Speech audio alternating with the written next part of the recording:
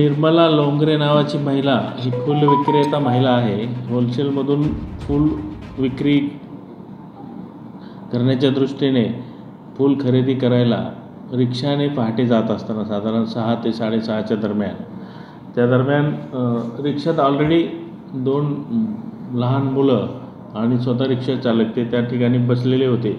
Garda सर्कलला ती महिला बसल्यानंतर तिला रिक्षामध्ये चाकूचा धाक दाखवून तिच्याकडचे रोख 10,000 कॅश आणि साधारण 18,000 रुपयाचे 3 ग्रॅम वजनाचं कानातलं कर्णफूल आणि त्याच्याबरोबरची चेन असं एकूण जवळजवळ 18,000 आणि 10,000 असे 28,000चा माल जबरीने चोरी झालेला होता.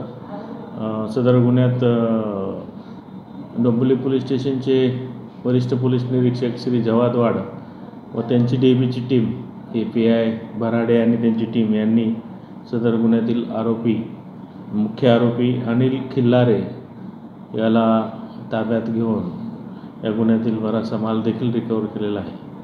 या गुन्ह्यामध्ये आणखीन 3 विधी संघर्षित बालके देखील आहेत. यांच्यावर गुन्हे यापूर्वी एक साधारण ज्युएनाईल असल्यामुळे त्यांच्यावर 3 गुन्हे दाखल आहेत. यापूर्वीची हिस्ट्री आहे.